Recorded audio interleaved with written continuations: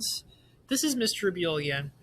So today I'm going to be talking about how you guys can be doing subject searches in order to find books that you like. So I'm going to take you through with how we can get to the library catalog and how we're going to do subject searches in order to find certain books depending on what we're interested for the day. So to start off, if you remember, when we're looking for anything that we need to use for the library, I'm going to have a copy of it in our library resources and tools in our Symbaloo.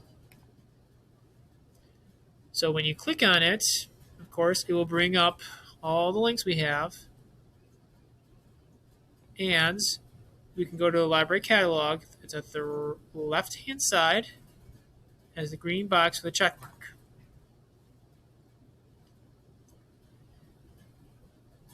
Now, remember, when you come into this, what you need to do is make sure you're clicking on the Smith Intermediate School, which is 2 up, because that is our school.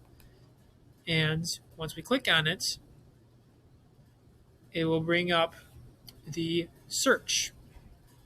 So, we are starting off with this one because it has our main searches right there at the underneath the search. So, as you can see, we have 5 different options. So we have our keyword, title, author, subject, and series. Now, if you type something in, like say if I typed in winter and just hit enter, that would be a keyword search. So with a keyword search, it's looking anywhere for the mention of winter. So it could be in the title, it could be in as the subject, or it could just be a small thing off to the side that really wasn't that big of a deal for the book. So with a keyword, it's going to search everywhere. So this is not always going to be the best one because it can give us a lot of results, sometimes not ones that we are particularly looking for. So for instance, a keyword search for winter brings up 202 books. And I'm sure we would not want to go through all that. Now, we have the other searches down here as well, such as title, which means it's only going to take your search term and look in the title, nowhere else. For author, same thing with the person who wrote the book. It's their name, and we'll see if there's anyone who's written the book who is named Winter. And in our library catalog, there is. But it doesn't bring up any books that are about winter. So for today, we're talking about doing a subject search. So my friends, when doing a subject search, what you're doing is you're looking for a book that's about something. So you can look for a book that's about cats. You can be looking about books about dogs. You can be looking for books that are funny, which would be a humor book.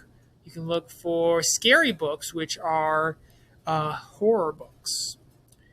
And you can search of other types of topics that you can do a subject search on. So, for instance, if I typed in knights, did a subject search, it'd bring up all the books that we have that are on knights. So sometimes they might be fiction stories, sometimes they may be nonfiction, be about real things. So, for instance, we have a book about knights and knights and heroes. And we have some stories such as a lot of Arthurian legends like Sir Gawain. So, but all these should depend on have something about knights or something about them within them. And according to this, there's only 26 here, which is far less than, say, if we did a keyword search where we looked for any mention of knights. So that's important to remember, my friends, that doing a subject search is going to find books that are about certain things. So when we do a subject search, my friends, do not put in, like, say, just the title of something you want, because that's not always going to get you what you're looking for. Instead, you have to think about what the book is about. So, yeah, is it about dogs, cats? Is it about war? Is it about magic? Is it about dragons? Is it about science fiction, other planets, aliens? These are the types of words we should use for subject searches. So don't think about something specific, like say if I was searching up Harry Potter, we should try to search for something like about Harry Potter, like we could say magic, we could say like magic school, and sometimes it might not always bring up exactly what we want, so that's why we need to try and see what other words we can use to find books we want. Now, I'm just going to search for dogs and do a subject search. Now, if I click in, it brings up all the books that are about dogs. And when I'm looking for those dogs, I can see right there the title at the top. So, for instance, we have Ember here, Barry here, the call number, and the author's name. So remember, underneath the title is where the call number is and the author's name. So for the call number, it's going to start with call and have this little symbol that's supposed to mean number. Now, in order to tell if a book is a fiction or a nonfiction book, remember you need to look at the very start of the call number. So for instance, one of these starts with numbers and the other starts with the letters. So this one starts with F. And the F stands for a fiction book. So this is a book that's about made-up stories, things that were just made for entertainment that never really happened. Now, it might have things that could happen in real life, but they haven't really happened. Now, if it starts with a number, it's a nonfiction book. And a nonfiction book is about facts, about real things, things that we can use to that we can say that these actually happened, or this is stuff that can happen in life.